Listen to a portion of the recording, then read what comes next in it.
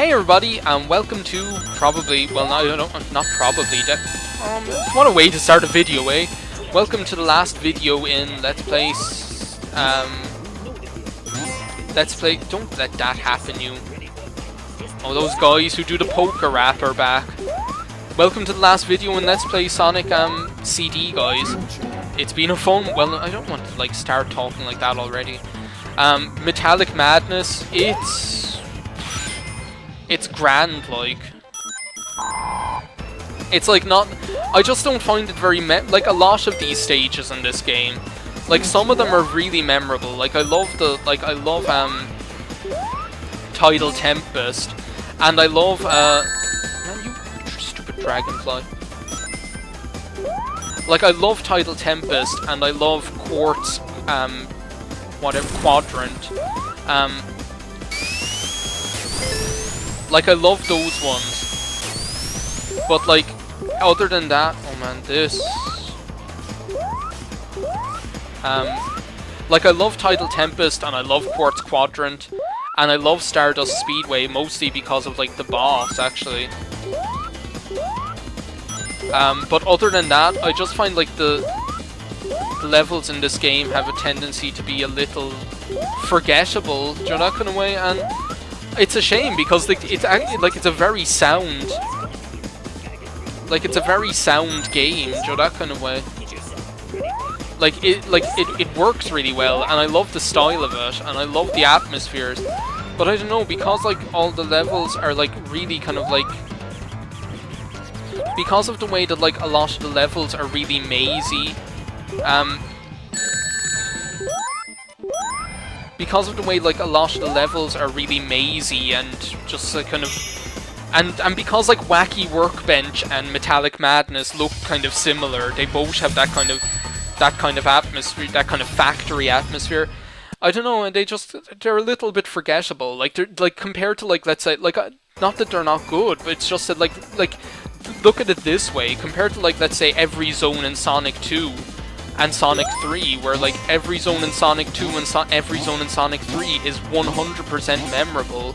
Some more than others, but by and large, they're all like, they all have really like unique atmospheres, you know, that kind of way.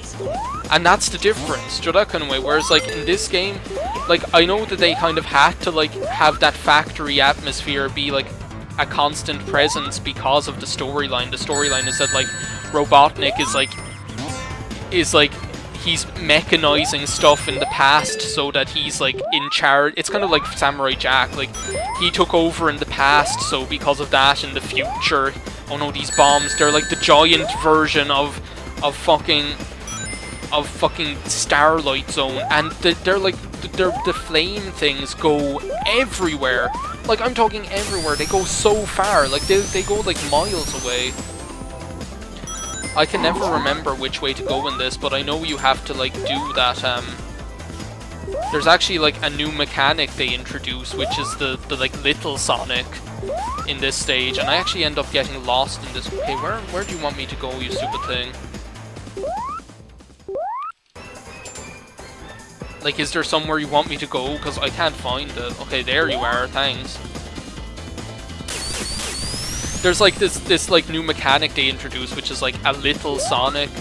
Like it's like there's this ray gun that zaps you and you turn little, which I suppose like plays into like the whole time thing. The time mechanic is, fuck off. I hate those bombs. Oh, where am I going? I didn't even know I was going to the past or the future. Shows how much notice I take of these things. But yeah, those like it's like. Oh man, I like this music. This is Streets of Rage. Yeah, there it is. There's that ray gun. Oh, you can hear him. He's laughing. He's laughing already. Laugh it up, fuzzball.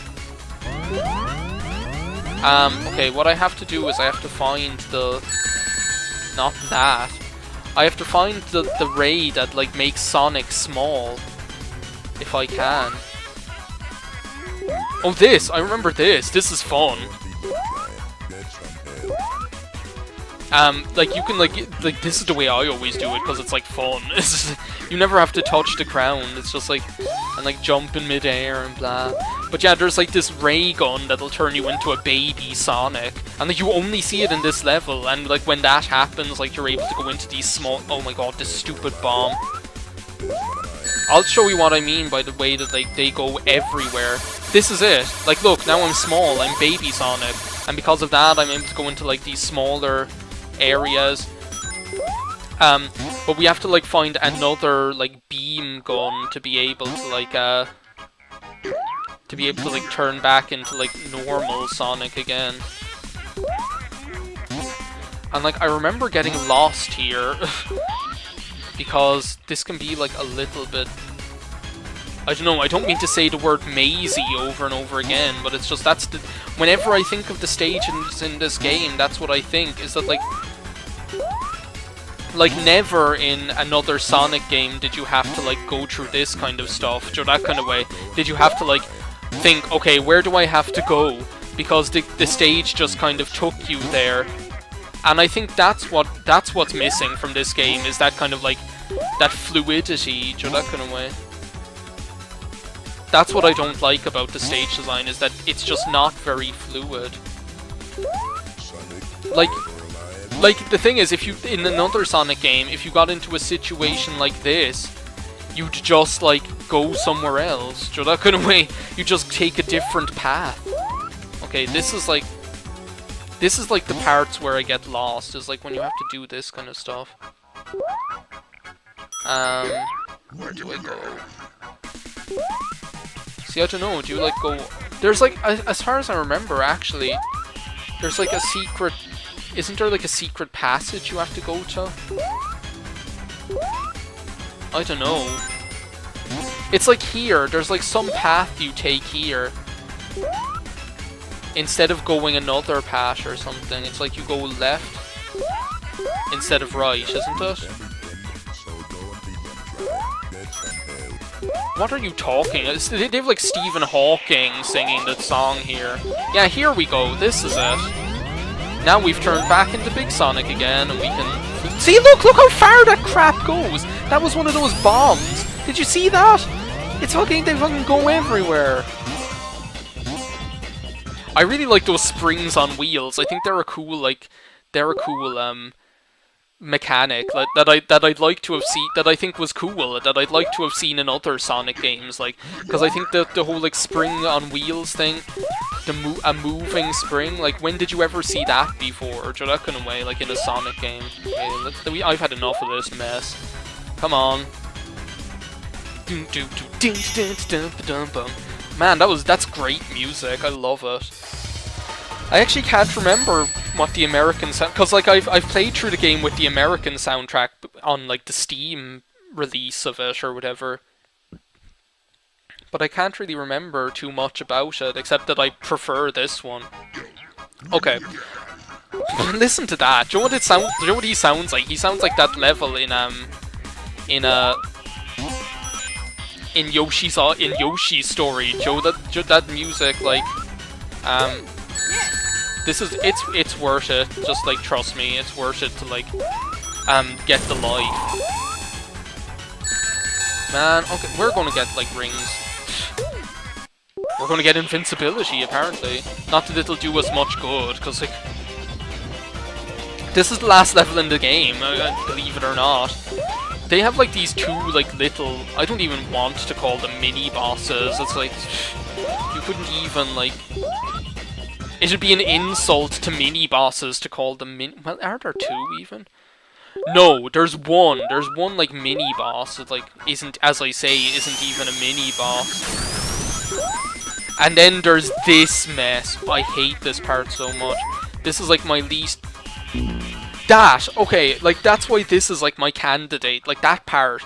That part's my candidate for least favorite part in any Sonic game. I do not like that part. It is just, like, not good. I used to be able to, yeah, do that. I used to be able to, like, get out of there unscathed. Like, I used to be able to just jump. And then you go down here. Yeah, and then you get the rings. Okay, now I'm on the trolley. I used to be able to, like, get through that, like, getting that one-up unscathed or whatever. Oh, shut up, Stephen Hawking. Get some help. Don't even try it. Get some help. Like, what's he even saying? He's just like, don't even try it. Get some help. It's like, what's that supposed to mean? Like, get some, like surely he'd be saying, like, don't even try, just don't bother, go home. Not don't even try, get some help. Man, this part, I hate it so much. Why are these, like, in sync all of a sudden?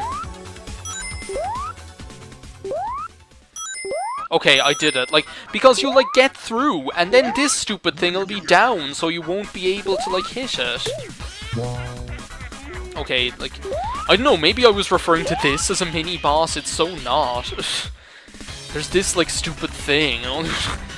I don't know, like, I think, like, the final boss in this is a little bit of a disappointment, to make the most of it. Like, compared to other Sonic final bosses, like, Like I mean, like we'll give a bye to the boss of Sonic 1 because that's like the first Sonic game, so that kind of way. Okay, this stupid thing. I don't even know. I never know when to hit these guys because it seems like sometimes you hit them and sometimes this is the thing that I said like is an insult to mini bosses everywhere. These stupid things. It's like you have to wait for them to be down low enough, but like I never know when to hit them. Okay, I'm going into the final boss with a shield. That's something I don't usually have, actually, because I usually hit one of those stupid flies at the wrong time.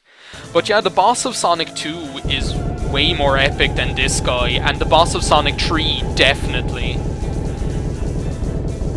Okay, I usually, like, sacrifice my shield just to be able to hit him the first time, because, like, I don't know. I usually do. Like, after that, it's pretty easy. Like, what he'll do is he'll, like...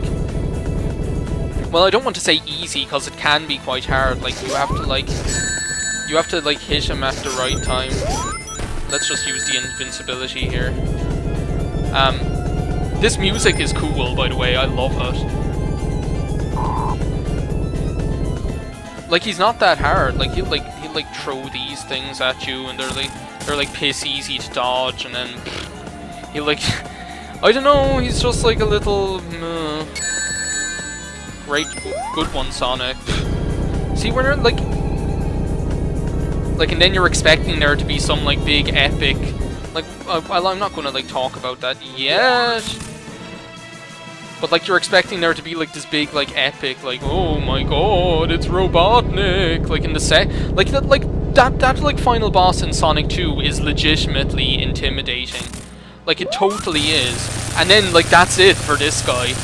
He doesn't even come back. There's no second form like in Sonic 3 and Knuckles. There's no kind of like extra level if you get all the time stones, which are the equivalent of Chaos Emeralds in this game. It's just like that's it. Do you know?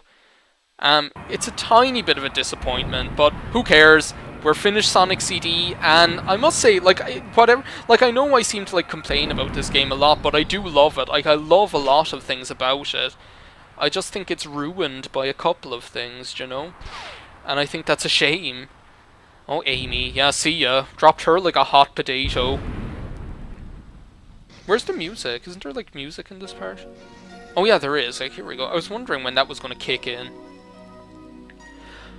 I think in the American soundtrack, Sonic Boom just plays here again, but it's like a different version. It's actually a really cool remix, the music that plays at the end in the American soundtrack.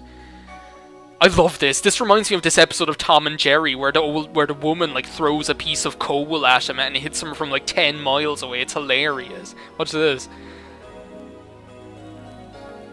I love that. There's an episode of Tom and Jerry where that happens.